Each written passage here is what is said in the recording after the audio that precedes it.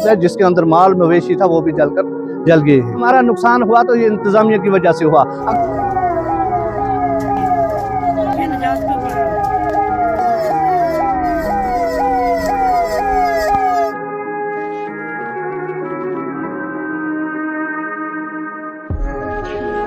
जी sir, आग नारानाग में अचानक आग नमूदार हुई। यहाँ मोहम्मद अशरफ के घर में, और वहीं से स्टार्ट हुई, फिर मोहम्मद शफी के घर में, वहीं से फयाज अहमद के घर में। यहाँ मकान 3 और गाँव खाना एक सामने मौजूद है, जिसके अंदर माल मवेशी था वो भी जल गए हैं।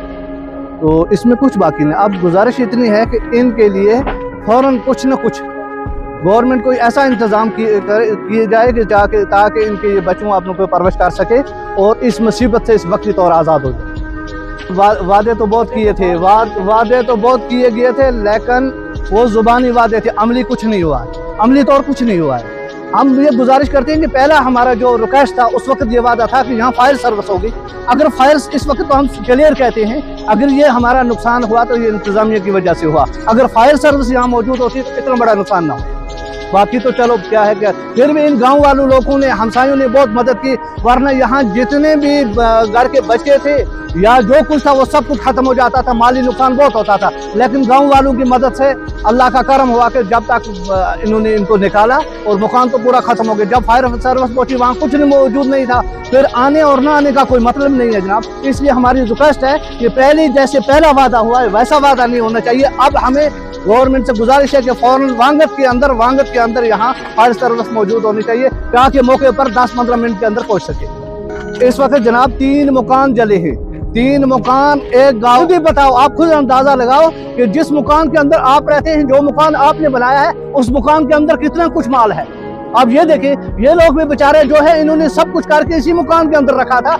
यहाँ कुछ ये तो लाखों की बात भी नहीं, सिर्फ 1-2 लाख, 10 लाख, 30 लाख, ये तो करोड़ों की बात होती है।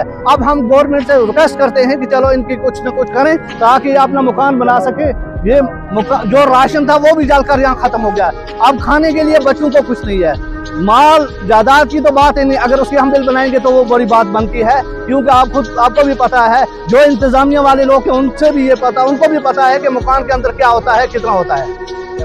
जनाब जानी नुकसान, एक लड़की की टांग टूट गई, उससे अलावा जानी नुकसान और क्या जरूरत है सर। जब घर भी खत्म हो गया, माल भी खत्म हो गया और टांग भी टूट गई, अब कहाँ क्या है, हाथ भी के लिए टूट गया है और माल भी जला हुआ आपने देखा है। नुकसान बहुत है, इसलिए मैंने पहले भी आपसे रिक्वेस्ट की थी बचा के लिए। ऊपर से टूटा ये लकड़ी तो वो उसकी टांग पर लगा, अगर वो भी वहीं मर जाती, बच्चा भी मर जाता, तो हमें फिर क्या, फिर इस गवर्नमेंट का हमें फायदा क्या है, फिर मतलब क्या है। इसलिए रिक्वेस्ट है कि हमें यहाँ फायर सर्विस भी होनी चाहिए और फौरन मैं डीसी साहब से गुजारिश करता हूँ, SDM साहब से भी गुजारिश करता हूँ, तहसीलदार साहब से भी, इंतजामिया जितनी है, अगर गरीबों की मदद करनी है तो मौके पर आकर देखें यहाँ इन पर कितना बड़ा जुल्म हुआ है। मेरी ये अपील रहेगी, पहली अपील तो यह है कि वांगत में फायर सर्विस होनी चाहिए।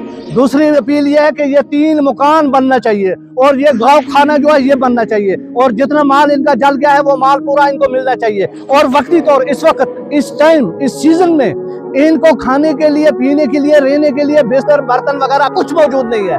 हम देखते हैं अब गवर्नमेंट क्या करेगी, हम देखते हैं अब इंतजामिया कितना सच हमारे साथ करेगी। नंबल 20 का रहने वाला हूँ। मेरा ये मामा था, उनके दोनों के घर जल के बर्बाद हो गए, बिल्कुल कुछ भी नहीं बचा, कुछ तक ना बच सका इसमें। अगर फायर सर्विस वांगत में होती तो इनका कम से कम निसब भी नुकसान होता, निसब तो बच जाता। कंगन से आने में इनको 1.5 घंटा लग गया आते आते बेचारे। तो उनके जो कोई गलती है नहीं है कि क्योंकि तहसीलदार साहब या SDM साहब अगर कोशिश करें वांगत में इनको एक दे दें, क्यों यहाँ से फ़ोन भी नहीं लगता है जल्दी कि जिसकी वजह से ये इनका नुकसान ना होता। 3 घर है, देखो आप सामने हैं, ये तीसरा घर भी जल के खाक हो गया है, इसमें भी कुछ नहीं बचा। आगे देखें तो ये लोग, कितने लोगों की मदद से ये बच गया। फायर सर्विस जब आई है तो उसके आने से पहले इन लोगों ने कुछ ना कुछ इस पर कंट्रोल कर लिया था, मगर वांगत में अगर फायर सर्विस होती है तो इतना नुकसान इन लोगों का नहीं होता। ये बिछड़ा हुआ इलाका है नारानाग, टूरिस्ट के लिए तो ये सबसे आगे माना जाता है, मगर इस लिहाज से ये सबसे बिछड़ा हुआ है। जो तो पता ही नहीं चला कैसे जल गई। इधर तो लुगे घर थे, इस वक्त इधर उधर घास के लिए जा रहे थे, तो छोटे छोटे बच्चे थे। तो शुक्र अल्हम्दुलिल्लाह अल्लाह का करना है कि बच्चे बच गए हैं, बाकी तो कुछ तक नहीं बचा। पत्थर भी जल गए हैं इधर के। तो वो जो खुद है मालिक इस घर का, वो श्रीनगर है, उसको आंखों में प्रॉब्लम है, बेचारे को दिखना नहीं आता है, बिल्कुल टोटली नहीं, वो अभी भी नहीं पहुंचा है। वो इस वक्त भी है श्रीनगर गया हुआ है। अभी यानी नुकसान तो बच गया, माली नुकसान इसमें कुछ भी नहीं रहा, कुछ पत्थर भी जल गए सामने आपके, सारा कुछ सब कुछ मीडिया के सामने है। इसमें यहाँ तक पहुँचे, हमेशा मीडिया पहुँचता है यहाँ पे, और लोगों ने ये इल्ज़ाम नहीं लगाया, लोगों की ये जेन्युइन डिमांड है यहाँ पे। और मैंने गवर्नर साहब को लेटर लिखी, और भटनागर साहब यहाँ एलजी के ये मशीर आए थे यहाँ पे, उनको भी लेटर दी मैंने। और फायर सर्विस बहुत ही अहम है यहाँ नारानाग वांगत में होनी चाहिए, ताकि कशनंबल से ऊपर जितना भी इलाका है ये बच।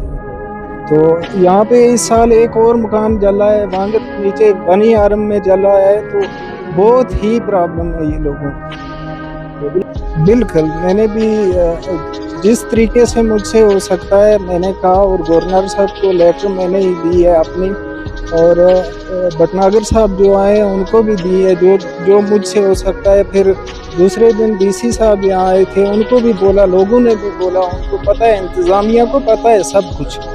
तो इंतज़ामिया को तवज्जो देनी चाहिए, और इसी साल यहाँ इस इलाके में वांगत में फायर सर्विस की गाड़ी होनी ही लाज़मी है।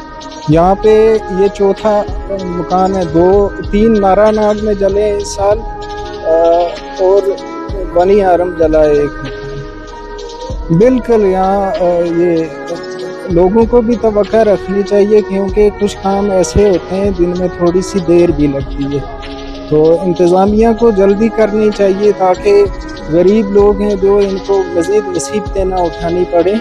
तो हमें उम्मीद है कि इसी साल हो जाएगी फायर सर्विस की गाड़ी यहाँ पे। नेटवर्क का जो काम है वो चल रहा है, इन दिनों काम चल रहा है उसका, तो वो कुछ महीनों के बाद चालू हो जाएगा। नेटवर्क का अब नहीं है, रोड भी ठीक बन गई है।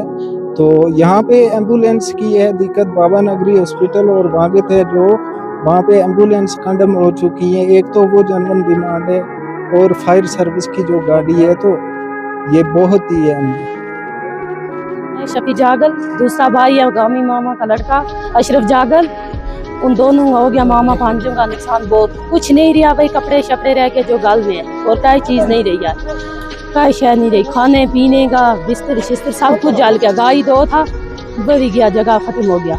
तीसरा है फैज जागल, उसका भी हो गया नुकसान, कुछ नहीं रहा। जो शफी जागल है वो भी बीमार है, वो पहले से ही बीमार है, उसकी आँखों की लाइट नहीं है, कुछ नहीं, वो डॉक्टर के पास था। और उसका अशरफ जागल की बीवी के भी चोट आ गया, वो गई है डॉक्टर के पास। इधर कुछ नहीं रहा। और गाड़ी आई, पानी की सर्विस गाड़ी आई, हम नहीं बोलता नहीं आई है, और बहुत देर पहुंची है, सब कुछ हमारा जल गया है। कुछ नहीं, खाली बंदे आ गया बस, उनके भी खाली जितने कपड़े पहन करते, और पैरों का जूता था वो भी नहीं बचा, कोई शय नहीं बची। फायर सर्विस यहाँ होती नज़दीक में, वांगत में, कंगन में, ताकि हमारा नुकसान नहीं होता। वो बहुत देर से पहुंची, हमारा नुकसान बहुत हो गया। पानी नहीं है, पानी की बहुत दिक्कत है, इसीलिए हमारा नुकसान बहुत हो गया। 2 गांव जल गए, 2 मकान जल गए, फैज जागल का भी नीचे मकान जल गया, कुछ नहीं रहा है, खाली निशान बच के, खाली आदमी भी कुछ जल गया नीचे। और थी अशरफ जागल की बीबी थी, उसको भी चोट आई है, वो भी कंगन अस्पताल में ले गया है।